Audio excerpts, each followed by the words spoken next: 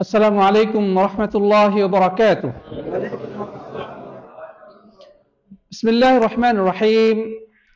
الحمد لله رب العالمين وصلوات ربي وسلامه على النبي الأمين نبينا محمد وعلى آله وصحبه أجمعين ما بعد. যাবতীয় প্রশংসা ও গুণগান হামদ এবং তারিফ সেই মহান অধিপতি আল্লাহ সুবহানাহু ওয়া তাআলার নিমিত্তে পেশ করছি, যিনি আজকে আমাদেরকে ঐতিহ্যবাহী জুবাইল দাওয়া অ্যান্ড গাইডেন্স সেন্টারের এই ক্লাস কক্ষে সাপ্তাহিক আকীদা ক্লাসে উপস্থিত হওয়ার তৌফিক দান করেছেন। এই জন্য আমরা অবনত মস্তকে মহান রাজাধিরাজ আল্লাহ সুবহানাহু ওয়া তাআলার দরবারে কালিমাতে শুকর তথা কৃতজ্ঞতা বাণী উচ্চারণ করি, সকলেই পড়ি আলহামদুলিল্লাহ।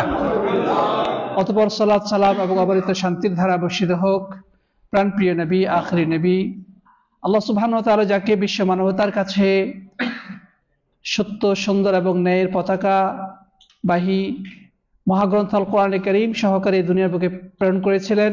আসুন আমরা সেই প্রিয় নবীর প্রতি হৃদয়ের সবটুকু আবেগ, ভালোবাসা এবং উচ্ছ্বাস মিশিয়ে সালাত ও সালাম পেশ করি, সকলে পড়ি সাল্লাল্লাহু আলাইহি ওয়াসাল্লাম।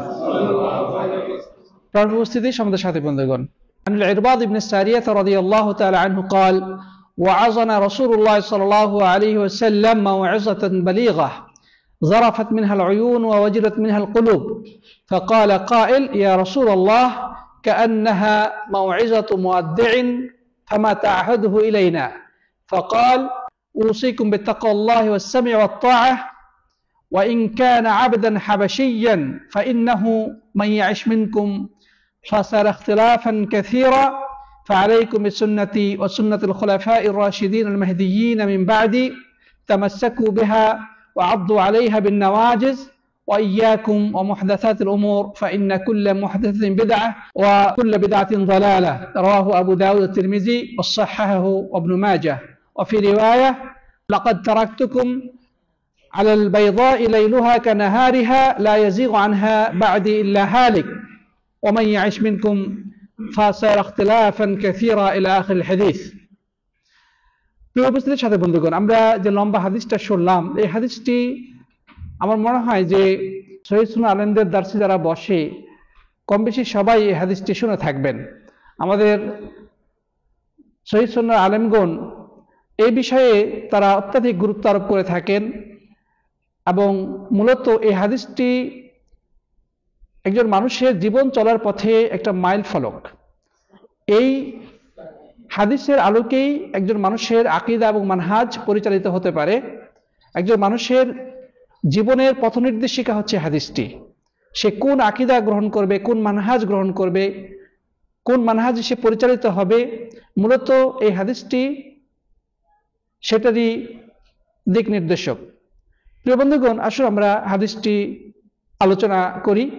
এই হাদিসটি বর্ণনা করেছেন প্রখ্যাত সাহাবী ইরবাদ ইবনে সারিয়া রাদিয়াল্লাহু তাআলা আনহু। তিনি বলছেন যে রাসূল করিম সাল্লাল্লাহু আলাইহি ওয়াসাল্লাম একবার আমাদের সামনে অত্যন্ত বলিষ্ঠ কণ্ঠে, অত্যন্ত চমৎকার ভাষায় বক্তব্য পেশ করলেন এবং তিনি এত সুন্দরভাবে কথা বলছিলেন যে তার বক্তব্যের প্রভাবে আমাদের চক্ষুগুলো অশ্রু সজল হয়ে পড়ল, অর্থাৎ চোখ থেকে পানি বেয়ে পড়তে লাগলো এবং আমাদের অন্তরগুলো ভয়ে ভীত হয়ে উঠল। রাসূল করিম সাল্লাল্লাহু আলাইহি ওয়াসাল্লামের বক্তৃতার ধরনটা এমন ছিল যে বক্তৃতার প্রভাবে আমাদের চোখ থেকে পানি গড়িয়ে পড়তে শুরু হলো, আমাদের অন্তরগুলো ভয়ে প্রকম্পিত হলো বা ভীতগ্রস্ত হয়ে গেল। তো বক্তব্য শেষ করার পরে একজন উপস্থিত সাহাবী প্রিয় নবী সাল্লাল্লাহু আলাইহি ওয়াসাল্লামকে উদ্দেশ্য করে বললেন, হে রাসূল, আজকে আপনার বক্তব্য শুনে মনে হলো যে এটা যেন বিদায়ী বক্তব্য। তো আপনি আমাদেরকে আপনার পরে কি বিষয়ে উপদেশ দেন, কি বিষয়ে উপদেশ দিতে চান, আপনি আমাদেরকে সেই বিষয়ে উপদেশ দিন। তখন নবী করিম সাল্লাল্লাহু আলাইহি ওয়াসাল্লাম বললেন, আলাইকুম বিতাকওয়াল্লাহ ওয়াস সামঈ ওয়াত তাআহ। আমি তোমাদেরকে যে ওসিয়তটা করে যেতে চাই সেটি হলো তোমরা আল্লাহকে ভয় করবে এবং তোমাদের যারা দায়িত্বশীল, যারা তোমাদের শাসক বর্গ, তাদের তোমরা কথা শুনবে এবং মানবে। তাদের আনুগত্য করবে। ওয়া ইন কানা আবদান হাবশিয়ান, তোমাদের শাসন ক্ষমতায় যদি একজন হাবাসি, ইথিওপিয়ান, নিগ্রো, কালো গোলাম যদি এসে ক্ষমতা গ্রহণ করে, তোমরা তার কথা শুনবে এবং মানবে। কেননা তোমাদের মধ্যে যারা বেঁচে থাকবে তারা দেখতে পাবে প্রচুর মতবিরোধ। তো তখন তোমরা আমার সুন্নাতকে এবং আমার সুপথপ্রাপ্ত খলিফাদের সুন্নাতকে শক্তভাবে ধরে থাকবে, এমনভাবে ধরবে যেভাবে মানুষ মাড়ির দাঁত দিয়ে কোনো কিছুকে ধরে থাকে। আল্লাহ নবী সাল্লাল্লাহু আলাইহি ওয়াসাল্লাম উদাহরণ দিয়ে বলছেন যে তোমরা এতটা শক্তভাবে আমার এবং আমার পরবর্তী যে খলিফাগণ আসবেন, খোলাফায়ে রাশিদিন তথা সুপথপ্রাপ্ত খলিফাগণ, তাদের সুন্নাহ বা আদর্শকে শক্তভাবে ধরে থাকবে যেভাবে কোনো মানুষ কোনো রশিকে চাবলের দাঁত দ্বারা শক্তভাবে ধরে থাকে। এবং তোমরা দিনের ভিতরে নিত্য নতুন পথ পদ্ধতি আবিষ্কারের ব্যাপারে সতর্ক থাকবে, কেননা দিনের নামে নতুন আবিষ্কৃত প্রত্যেকটি জিনিসই হচ্ছে, আর প্রত্যেকটি বিদআতই হচ্ছে গুমরাহি বা ভ্রষ্টতা। প্রিয় বন্ধুগণ, এই হাদিসটি আবু দাউদ তিরমিজিতে বর্ণিত হয়েছে, ইবনে মাজাতে বর্ণিত হয়েছে এবং এর সনদ সহিহ। এই হাদিসে অন্য একটি বর্ণনা এসেছে, তিনি বলেছেন যে লাকাদ তারাকতুকুম আলাল বাইদাই লাইলুহা কানাহারিহা, যে আমি তোমাদেরকে রেখে যাচ্ছি এমন সুস্পষ্ট পথের উপরে, এমন সুস্পষ্ট দলিল প্রমাণের উপরে, যার রাতগুলো দিনের মতোই, মানে রাত দিনের মধ্যে কোনো পার্থক্য নেই। এই পথ থেকে শুধুমাত্র ধ্বংসপ্রাপ্ত ব্যক্তি ছাড়া কেউ বিচ্যুত হতে পারে না। মানে আমি তোমাদেরকে যেই পথে, যে আদর্শ এবং যেই দলিল প্রমাণের উপর রেখে যাচ্ছি, এটা এতটাই সুস্পষ্ট, এতটাই শ্বেতশুভ্র যে এর রাতের এবং দিনের মধ্যে কোনো পার্থক্য নেই। অর্থাৎ রাতের অন্ধকারে তো কোনো অস্পষ্ট থাকে, দেখতে পায় না, দিনে আলো দেখা যায়, কিন্তু আমি তোমাদের সামনে যে পথ রেখে যাচ্ছি এখানে রাত দিন সমান, এখানে অস্পষ্টতা বলতে কোনো কিছু নেই। আর আমার পরে যারা বেঁচে থাকবে তারা প্রচুর পরিমাণ দ্বিমত দেখতে পাবে। এরপরে হাদিসের বাকি অংশ নবী করিম সাল্লাল্লাহু আলাইহি ওয়াসাল্লাম বলেছেন। তো প্রিয় বন্ধুগণ, আল্লাহ নবী সাল্লাল্লাহু আলাইহি ওয়াসাল্লাম বললেন যে আমি তোমাদেরকে রেখে যাচ্ছি এমন সুস্পষ্ট উপরে যেখানে রাত এবং দিন সমান, অর্থাৎ এখানে অস্পষ্টতা বা দুর্বোধ্য কোনো কিছু নেই। একমাত্র পথভ্রষ্ট এবং ধ্বংসপ্রাপ্ত ব্যক্তি ছাড়া এই পথ থেকে বিচ্যুত কেউ হওয়ার সম্ভাবনা নাই। হ্যাঁ, কেউ যদি সবকিছু দেখে শুনে স্পষ্টভাবে বুঝে তারপরে যদি পথভ্রষ্ট হয় সেটা তার বিষয়, সে ধ্বংসপ্রাপ্ত। কিন্তু মূলত আমি যেই পথ তোমাদের সামনে রেখে যাচ্ছি তার মধ্যে কোনো ধরনের অস্পষ্টতা বা কোনো ধরনের দুর্বোধ্যতা নেই, একেবারে ক্লিয়ার। রাত এবং দিন যেখানে সমান, রাতের অন্ধকার দিনের আলো যেখানে একেবারে উজ্জ্বল ঝকঝকে আলোর মতো পরিষ্কার। প্রিয় বন্ধুগণ, তো আমরা যে হাদিসটি শুনলাম, এই হাদিসটি আমাদের জীবন চলার পথে বিশুদ্ধ আকীদা এবং মানহাজের পথে চলার জন্য অত্যন্ত গুরুত্বপূর্ণ।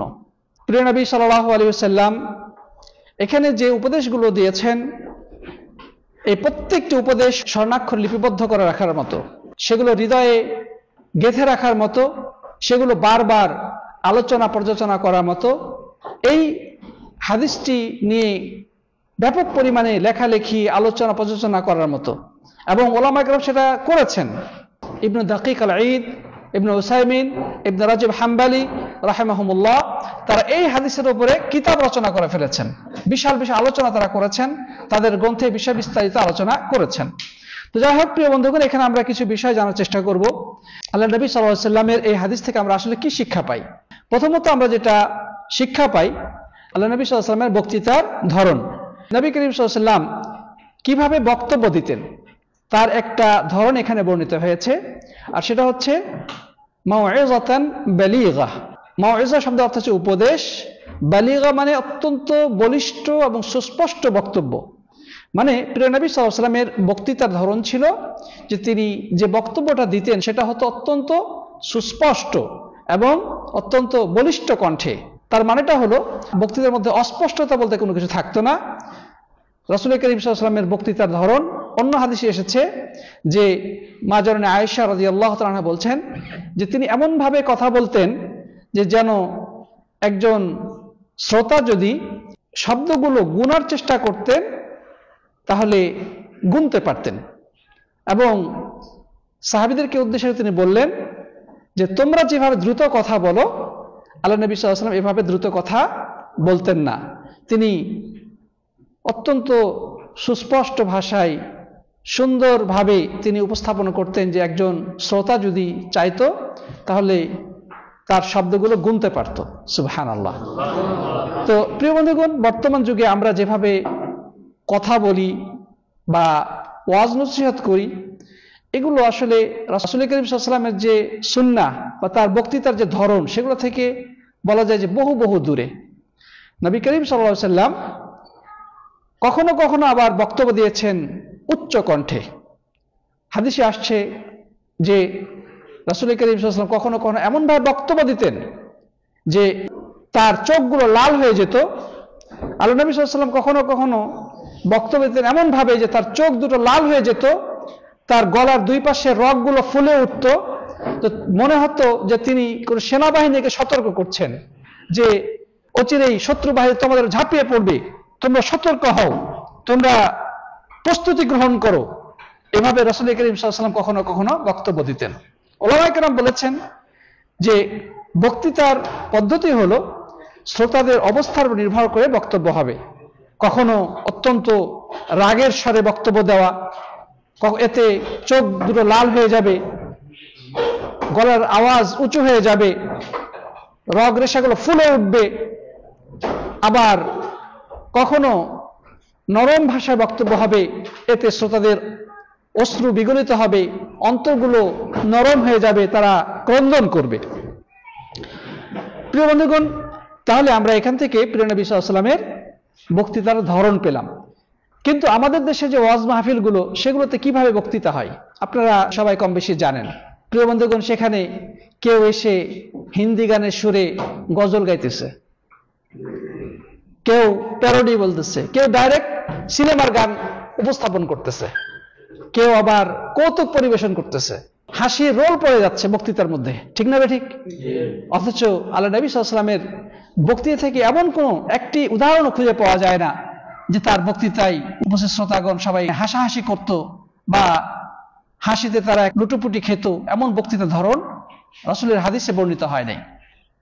তারপর এই যে সুর দিয়ে হেলে দুলে যে বক্তৃতা দেওয়া হয়, রাসূল করিম সাল্লাল্লাহু আলাইহি ওয়াসাল্লামের 63 বছরের এই দাওয়াতে জিন্দেগিতে তিনি কখনো এমনটি করেছেন বলে কোনো হাদিস লিখিত হয় না।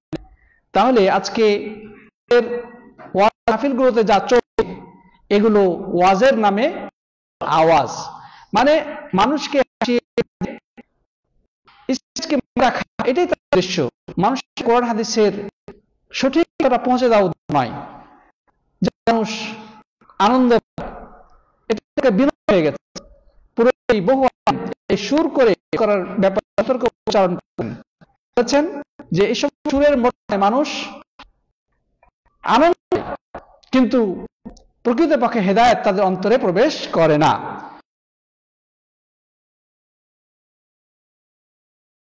অনেক আলেম এই সুরকে মিউজিকের সাথে তুলনা করেছেন, যে মিউজিক যেভাবে মানুষকে প্রভাবিত করে, তাদের মধ্যে এক ধরনের আবেগ এবং উচ্ছ্বাস তৈরি করে, এই সুরের লহরী, সুকণ্ঠের হেলে দুলে এই সুরেলা বক্তব্য, এগুলো মানুষের মধ্যে ওই মিউজিকের মতো এক ধরনের উচ্ছ্বাস তৈরি করে, মানুষ হেদায়েত থেকে বিচ্যুত হয়ে যায়। কোন আলেম এইভাবে বক্তব্য হতে না। কিছু কিছু এই সুর দিয়ে বক্তব্য দেওয়াকে বিদআত হিসেবে আখ্যা করেছেন। প্রিয় বন্ধু, তাহলে রাসূল করিম সাল্লাল্লাহু আলাইহি ওয়াসাল্লামের ধরন যদি আমরা দেখি, আমরা এই হাদিস থেকে যেটা তিনি এমন ভাষায় বক্তব্য দিয়েছেন দিচ্ছে, তাদের অন্তরগুলো নরম হয়ে গেছে, তারা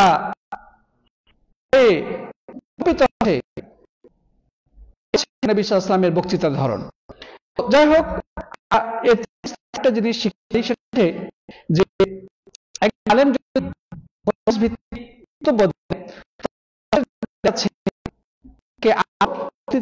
অনুরোধ করতে পারে, করলে বক্তাকে আরো বেশি যেভাবে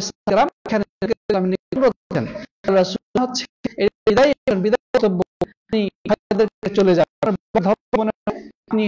থেকে আমাদের দেখে চিরগ্রহণ করবেন, অতএব আপনি আমাদেরকে আরো কিছু নসিহত আপনি দিন।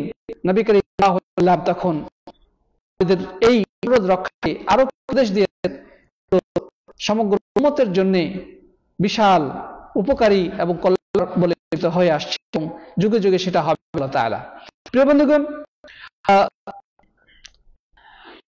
কখনো ক্ষেত্রে মানে বক্তৃতার ক্ষেত্রে চিরচারিত যে অভ্যাস, সে অভ্যাস ক্রমেই বক্তব্য দেওয়া যাচ্ছে, শ্রোতারা সেখান থেকে নতুন কিছু বুঝতে পারে। যেমন রাসূল করিম সাল্লাল্লাহু আলাইহি ওয়াসাল্লাম বক্তব্য দিতেন, সাহাবাগণ শুনতেন, তারা ছিল ভিন্ন ধরনের, শ্রোতাগণ বুঝতে পেরেছেন যে নবী সাল্লাল্লাহু আলাইহি ওয়াসাল্লাম হয়তো আমাদেরকে রেখে দুনিয়া থেকে চিরবিদায় গ্রহণ করে নিচ্ছেন, তার রবের দরবারে সারা দিয়ে চলে যাবে। তো এটা একজন বক্তার জন্য জায়েজ আছে যে সাধারণভাবে তিনি যেভাবে বক্তৃতা দেন এর ব্যতিক্রম ভাবে তিনি বক্তব্য দিতে পারেন, যেন শ্রোতারা তার অবস্থার সম্পর্কে ধারণা পেতে পারে। তারপরে প্রিয় বন্ধুগণ, একজন আলেমের উচিত বক্তৃতার মধ্যে এমন কথা বলবেন যেটা মানুষের হৃদয়কে প্রভাবিত করবে, মানুষের অন্তরকে নরম করবে এবং অনেক সময় তার চোখ বেয়ে পানি গড়িয়ে পড়বে, তার ভিতরে আল্লাহভীতি সৃষ্টি করবে, জাহান্নামের আগুনের ব্যাপারে তার মনে ভয় তৈরি হবে। তাই একজন আলেমের এই বিষয়গুলো লক্ষ্য রেখে বক্তৃতা দেওয়া উচিত। প্রিয় বন্ধুগণ, আল্লাহ রাসূল সাল্লাল্লাহু আলাইহি ওয়াসাল্লাম তিনি আল্লাহর পক্ষ থেকে যে সত্য নবী, তার প্রমাণ এই হাদিস থেকে সুস্পষ্ট হচ্ছে। সেটি হচ্ছে যে তিনি বলেছেন যে অচিরেই তোমরা দেখতে পাবে চরম মতবিরোধ, এবং এটা বাস্তবায়িত হয়েছে। রাসূল করিম সাল্লাল্লাহু আলাইহি ওয়াসাল্লামের পরে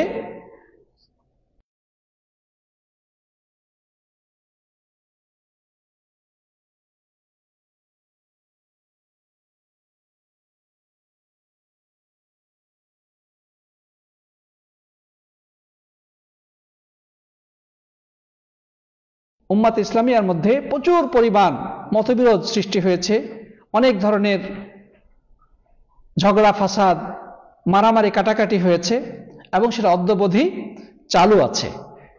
প্রিয় বন্ধুগণ, তো এই যে দ্বিমত হওয়া, এটা রাসূল করিম সাল্লাল্লাহু আলাইহি ওয়াসাল্লামের একটা ভবিষ্যৎবাণী, যেটা তিনি আজ থেকে 1400 বছর আগে করে গেছেন। অতএব আমরা যদি মনে করি যে সব দ্বিমত দূর হয়ে যাবে, আমরা সব এক হয়ে যাব, এটা সম্ভব না। অর্থাৎ মতবিরোধ থাকবেই, সব মত এক হওয়া সম্ভব নয়, কিন্তু তার অর্থ এই নয় যে আমরা পরস্পরে সবসময় মারামারি কাটাতে লিপ্তই থাকবো। আমাদের চেষ্টা করতে হবে, মতবিরোধ থাকবেই কিন্তু অন্যের মতকে সম্মান জানিয়ে সত্য এবং ন্যায়সঙ্গত যে মত বা যেই বিষয় সেটিকে দলিলের ভিত্তিতে প্রকাশ করে দেওয়া, এরপরে পরস্পরে এই দ্বিমতের কারণে মারামারি কাটাকাটিতে লিপ্ত না হওয়া, একে অপরের শত্রুতে পরিণত না হওয়া। কারণ দ্বিমত হওয়া এটা রাসূল সাল্লাল্লাহু আলাইহি ওয়াসাল্লামের ভবিষ্যৎবাণী, কিন্তু যেটা নিন্দনীয় সেটি হচ্ছে এই মতবিরোধের কারণে একে অপরের শত্রুতে পরিণত হওয়া, রক্তারক্তি, মারামারি, কাটাকাটি এবং শত্রুতা ও বিদ্বেষে রূপান্তরিত হওয়া, এটি অবশ্যই নিন্দনীয়। তবে মাসলা মাসাইলের বিষয়ে দ্বিমত হওয়া এটা অবশ্যই নিন্দনীয় না, কারণ মানুষের বুঝ এক একজনে এক এক রকম। একই হাদিসকে দুইজন আলেম দুইভাবে ব্যাখ্যা করেছেন। তো এই ক্ষেত্রে যেই ব্যাখ্যাটা কোরআন সুন্নাহর অধিক কাছাকাছি সেটা গ্রহণীয় হবে, আর যেটা কোরআন সুন্নাহর বিপরীত যাবে সেটা বর্জনীয় হবে। তো এই বিষয়ে আমাদের সতর্ক হতে হবে যেন এই মাসলা বুঝায়ের ক্ষেত্রে দ্বিমত যেন আমাদেরকে একে অপরের শত্রুতে পরিণত না করে। প্রিয় বন্ধুগণ, এই হাদিসের আরেকটি শিক্ষণীয় দিক হচ্ছে যে আল্লাহ রাসূল সাল্লাল্লাহু আলাইহি ওয়াসাল্লামের সুন্নাহর পথে চলতে গেলে প্রচুর ধৈর্যের প্রয়োজন আছে। কারণ নবী সাল্লাল্লাহু আলাইহি ওয়াসাল্লাম এখানে বলেছেন যে তোমরা মাড়ির দাঁত দিয়ে শক্তভাবে ধরো। আপনার কাছে যদি একটা রশি দেওয়া হয়, আপনি যদি সামনের দাঁত দিয়ে সে রশিটাকে কামড়ে ধরেন, তাহলে সম্ভাবনা আছে রশি ছুটে যাবে, এমনকি আপনার দাঁতও উঠে যেতে পারে। কিন্তু ওই রশিটাকে যদি আপনি আপনার চাবলের দাঁত দিয়ে শক্তভাবে ধরেন, তাহলে কিন্তু এই রশিটা সহজে ছুটবে না। তাহলে এই সুন্নাহর উপরে চলতে গেলে আমাদেরকে শক্তভাবে সুন্নাহকে ধারণ করতে হবে। কেননা আপনি যখন সুন্নাহর পথে চলবেন তখন আপনার বিরোধিতা করা হবে, মানুষ আপনার সাথে শত্রুতা পোষণ করবে, মানুষ আপনাকে ভিন্ন নজরে দেখবে, মানুষ আপনাকে হয়তো বাজে কথা বলবে, আপনার সামনে প্রতিবন্ধকতা সৃষ্টি করবে, আপনাকে নিয়ে তিরস্কার করবে, হাসি মজাক করবে। আপনি যদি সুন্নাহকে হালকাভাবে ধরে থাকেন আপনি বিচ্যুত হয়ে যাবেন।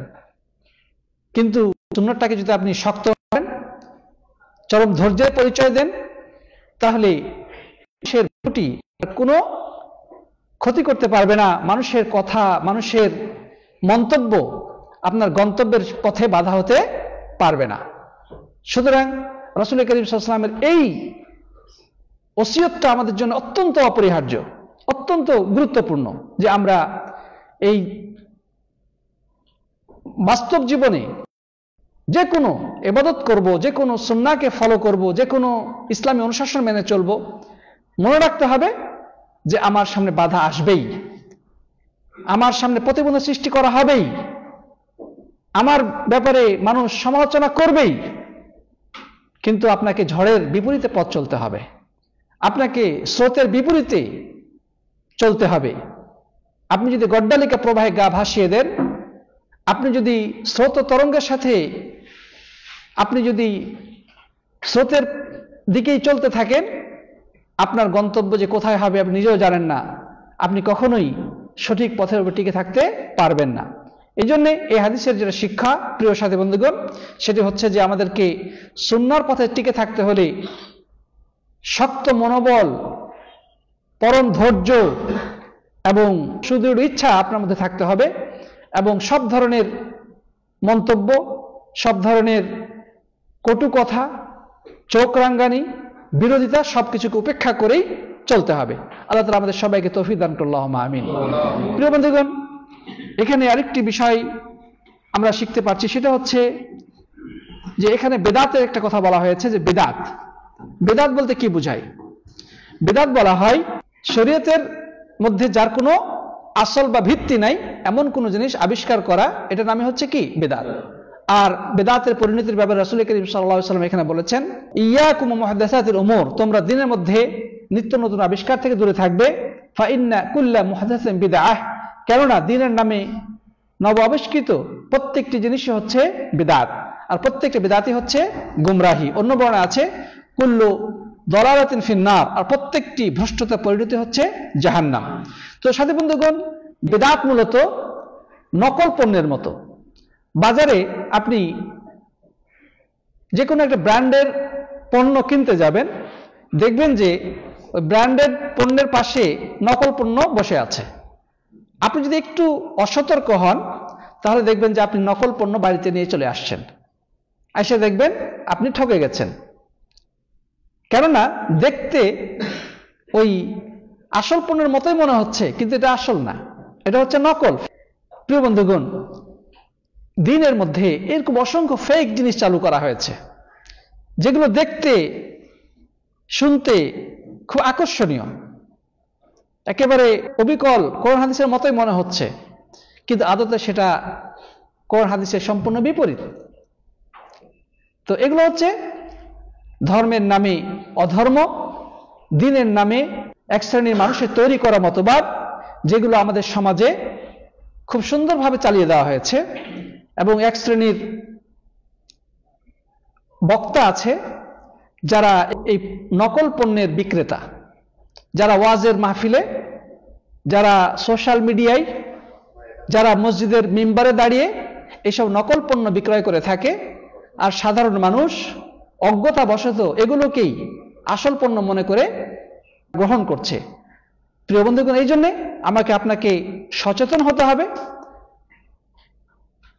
আপনি যদি অসচেতন হন তাহলে আপনার দিন দুনিয়া উভয়টাই ধ্বংস হতে বাধ্য।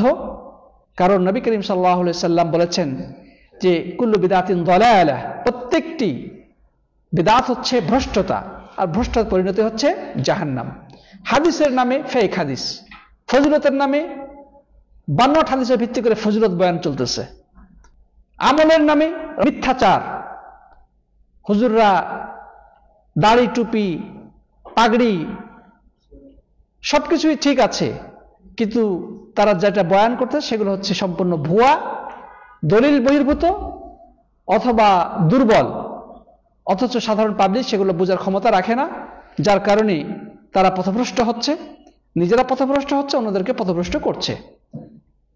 সুতরাং একজন সচেতন মুমিনের জন্য অপরিহার্য হচ্ছে সতর্ক হওয়া, সাবধান হওয়া। যখনই তার সামনে প্রকাশিত হবে যে এই কথাটি জাল, এই হাদিসটি বানোয়াট, বা এই আমলটি অগ্রহণযোগ্য, এই বর্ণনাটি দুর্বল, তখনই সেটাকে ডাস্টবিনে ছুঁড়ে ফেলতে হবে। কোনোভাবে সেটাকে গ্রহণ করা যাবে না, বা সেটার প্রতি অবিচল থাকা যাবে না। সেটা জীবনে যে কোনো পর্যায়ে হতে পারে।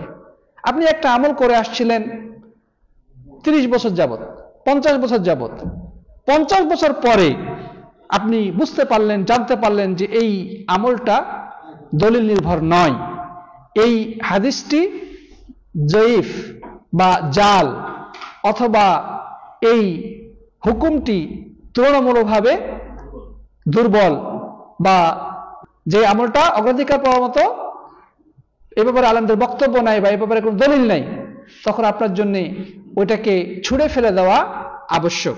আপনি যদি গোলামি বশত ওটার উপরেই অটল থাকেন তাহলে আপনি পথভ্রষ্ট, জেনে বুঝে যেহেতু আপনি এই কাজটা করছেন। আল্লাহ তাআলা আমাদের সবাইকে হেফাজত করুন, পড়ি আল্লাহুম্মা আমিন। তো প্রিয় বন্ধুগণ, রাসূল করিম সাল্লাল্লাহু আলাইহি ওয়াসাল্লাম এখানে যে উপদেশটি দিয়েছেন সেটা হচ্ছে আলাইকুম বিতাকওয়াল্লাহ, তোমরা আল্লাহকে ভয় করো, আল্লাহকে ভয় করো। এই ওসিয়ত যুগে যুগে সকল নবী রাসূল তার উম্মতদেরকে করেছেন যে তোমরা আল্লাহকে ভয় করো। আল্লাহ তাআলা নিজে কোরআনে বহু জায়গায় বলেছেন যে তোমরা আল্লাহকে ভয় করো, আল্লাহকে ভয় করো। রাসূল করিম সাল্লাল্লাহু আলাইহি ওয়াসাল্লাম বহু বক্তব্যে তিনি এই কথাটাই বলেছেন যে আল্লাহকে ভয় করো। বরং নবী আকরাম সাল্লাল্লাহু আলাইহি ওয়াসাল্লাম অধিকাংশ ক্ষেত্রে তিনি যখন বক্তব্য শুরু করতেন তখন তিনি সেই বক্তব্যের শুরুতেই আল্লাহর ভয়ের কথা স্মরণ করে দিতেন। আল্লাহর ভয় বলতে কি বোঝায়? আল্লাহর ভয় বলতে বোঝায় যেমনটি ইবনে তাইমিয়া রাহিমাহুল্লাহ বলেছেন, ওয়া আন তাজআলা বাইনাকা ওয়া বাইনা আযাবিল্লাহি বিকায়াতান বিফিল আওয়ামির ওয়া তারকিন নাওয়াহি, যে তুমি তোমার মাঝে এবং জাহান্নামের আগুনের মাঝে একটা পার্টিশন বা একটা প্রতিবন্ধকতা, একটা একটা প্রাচীর তৈরি করবে। মানে তোমার মাঝে এবং জাহান্নামের আগুনের মাঝে একটা প্রতিবন্ধকতা, প্রাচীর তৈরি করবে দুইটি কাজের মাধ্যমে। বিফিল আওয়ামির, আল্লাহর আদেশগুলোকে বাস্তবায়নের মাধ্যমে, ও তারকিন নাওয়াহি, এবং আল্লাহর নিষেধকৃত জিনিস থেকে দূরে থাকার মাধ্যমে। যখনই একজন মানুষ আল্লাহর আদেশগুলো বাস্তবায়ন করবে এবং তার নিষেধগুলো থেকে দূরে থাকবে, সে মূলত জাহান্নামের সামনে একটা পার্টিশন তুলে দিল, একটা প্রতিবন্ধকতা, একটা প্রাচীর, একটা আড় তৈরি করলো, যার কারণে জাহান্নামের লেলিহান অগ্নি তাকে স্পর্শ করবে না, অর্থাৎ জাহান্নাম থেকে বেঁচে যাবে। এই জিনিসটার নামই হচ্ছে কি? তাকওয়া। মানে তাকওয়া হচ্ছে একটা ঢাল স্বরূপ, তাকওয়া হচ্ছে একটা ঢাল স্বরূপ। যখন একজন মানুষের ভিতরে তাকওয়া বা পরহেজগারিতা থাকে, আল্লাহ ভীতি থাকে, তখন সে নিজেকে অনেক ধরনের গুনাহ থেকে বাঁচাতে পারে। মানুষে দেখুক অথবা না দেখুক, সে ঘরের মধ্যে একাকী থাকুক অথবা লোক সম্মুখে থাকুক, সে সফরে থাকুক অথবা আবাসে থাকুক, সে সুস্থ থাকুক অথবা অসুস্থ থাকুক, সে আর্থিকভাবে সচ্ছল থাকুক অথবা দুর্বল থাকুক, সকল ক্ষেত্রে সে আল্লাহর হুকুমকে অগ্রাধিকার দিবে। যেটা হালাল সেটা করবে, যেটা হারাম সেটা থেকে দূরে থাকবে। যেমন আবু হুরায়রা রাদিয়াল্লাহু তাআলার কাছে এক ব্যক্তি তাকওয়া বিষয়ে জানতে চাইলেন যে হে আবু হুরায়রা, তাকওয়া কাকে বলে? তখন তিনি বললেন যে তুমি যদি এমন একটি জায়গা দিয়ে যাও যেখানে চতুর্দিকে কাঁটা বিছানো আছে, কণ্টকময় এলাকা দিয়ে, কণ্টকময় রাস্তা দিয়ে তুমি যদি যাও, তাহলে তুমি কিভাবে যাবে? তখন প্রশ্নকারী বললেন যে আমি খুব সতর্কতার সাথে অগ্রসর হব, যেন কাঁটা আমার শরীরে বা কাপড়ে বিদ্ধ না হয়। তখন তিনি বললেন এটার নামই হচ্ছে তাকওয়া। এই জিনিসটার নামই কি? তাকওয়া। তার মানে এই জীবন চলার পথে অসংখ্য পাপ আমাদেরকে হাতছানি দিয়ে ডাকবে, নানা ধরনের অন্যায় অপকর্ম আমাদের সামনে উপস্থিত হবে, নানা ধরনের প্রলোভন আমাকে হাতছানি দিয়ে ডাকবে। একজন মুমিন মুত্তাকি এই সমস্ত হাতছানিকে উপেক্ষা করে, সব ধরনের রঙিন আহ্বানকে প্রত্যাখ্যান করে সে যদি আল্লাহর পথে টিকে থাকতে পারে, সতর্কতার সাথে পথ চলে, এটার নামই হচ্ছে কি? তাকওয়া। সবকিছু ছেড়ে দিয়ে সে জঙ্গলে বসবাস করতে পারে না, এই সংসার, পরিবার, সমাজ, রাষ্ট্র সবকিছু ছেড়ে সে মরুভূমিতে বসবাস করতে পারে না। কারণ মানুষের সামাজিক জীব, তার স্ত্রী পরিবার আছে, তার সন্তান সন্ততি আছে, তার সমাজ আছে, তাকে দাওয়াতি কাজ করতে হবে, তার অনেক দায়িত্ব আছে। অতএব তাকে এই সমাজেই থাকতে হবে, এই পরিবারের মধ্যেই থাকতে হবে, কিন্তু সতর্কতার সাথে চলতে হবে। ব্যবসা বাণিজ্য, চলাফেরা, তার কৃষিকাজ, চাকরি, সব ক্ষেত্রেই আল্লাহর বিধান রয়েছে, সে বিধান অনুযায়ী সে জীবনটা কি করবে? পরিচালনা করবে। এটার নামই হচ্ছে তাকওয়া। আরেকটি বর্ণনা রয়েছে যে তাকওয়া চারটি জিনিসের নাম: ওয়াল খাউফু মিনাল জালিল, ওয়াল আমালু বিত-তানজিল, ওয়াল কানাআতু বিল ইয়াসির, ওয়াল ইসতি'দাদু লিয়াউমির রাহিল। যে তাকওয়া হচ্ছে চারটি জিনিসের নাম। এটা হচ্ছে মহান আল্লাহকে ভয় করা, 2 নম্বর আল্লাহর পক্ষ থেকে নাজিলকৃত যে ওয়াহী তথা কোরআন সুন্নাহ অনুযায়ী আমল করা, 3 নম্বর হচ্ছে অল্পে তুষ্ট থাকা, এবং 4 নম্বর হচ্ছে আখিরাতের জন্য প্রস্তুতি নেওয়া। এই চারটি জিনিসের নাম কি? তাকওয়া। তাকওয়া নিয়ে আলেমদের আরো বক্তব্য রয়েছে, আমরা সেদিকে যাব না। প্রিয় বন্ধুগণ, রাসূল করিম সাল্লাল্লাহু আলাইহি ওয়াসাল্লাম বহু হাদিসে তাকওয়ার কথা বলেছেন। তিনি বলেছেন, ইত্তাকিল্লাহ হাইসুমা কুনত ওয়া আতবি'স সাইয়্যাতাল হাসানাতা মুহুহা ওয়া খালিকিন নাস বিখুলুকিল হাসান। তুমি যেখানেই থাকো না কেন আল্লাহকে ভয় করো, যেখানেই থাকো না কেন, তুমি আবাসে প্রবাসে, সুস্থ অসুস্থ, সচ্ছল অসচ্ছল, যে কোনো অবস্থায় থাকো কেন আল্লাহকে ভয় করো। তো প্রিয় বন্ধুগণ, আল্লাহ রাব্বুল আলামিনকে আমাদেরকে সবসময় ভয় করতে হবে, সাধ্য অনুযায়ী আল্লাহর পথে নিজের জীবনকে উৎসর্গ করতে হবে, আল্লাহর হুকুম আহকামকে মেনে চলতে হবে। আর ভুল যদি হয়ে যায়, তারপর পাপ যদি ঘটে যায়, আল্লাহর কাছে তওবা করতে হবে। কারণ নিশ্চয় রাব্বুল আলামিন নিজের নাম রেখেছেন তাওয়াব, নিজের নাম রেখেছেন গফুর, গফফার, তিনি নিজের নাম রেখেছেন সিত্তির। অতএব আমাদের উচিত রাব্বুল আলামিনের কাছে ক্ষমা চাওয়া যদি কোনো ভুল করে ফেলি। আল্লাহ যেন আমাদের সবাইকে গুনাহ থেকে রক্ষা করেন, আল্লাহুম্মা আমিন। এবং যেন ভুল হয়ে গেলে আমরা তার কাছে ক্ষমা চেয়ে নিই, করি আল্লাহুম্মা আমিন। সর্বশেষ পয়েন্টে আমরা যেটা বলতে চাই সেটা হচ্ছে, আল্লাহ নবী সাল্লাল্লাহু আলাইহি ওয়াসাল্লাম এখানে যে উপদেশটি দিয়েছেন সেটি কি? সেটি হচ্ছে আস-সামউ ওয়াত-তাআহ, মানে শাসকের আনুগত্য করা, দায়িত্বশীলের আনুগত্য করা। মানে শাসক যদি কোনো আদেশ করে সেটাকে মেনে চলতে হবে, যদি কোনো নিষেধ করে সেটাকে বর্জন করতে হবে।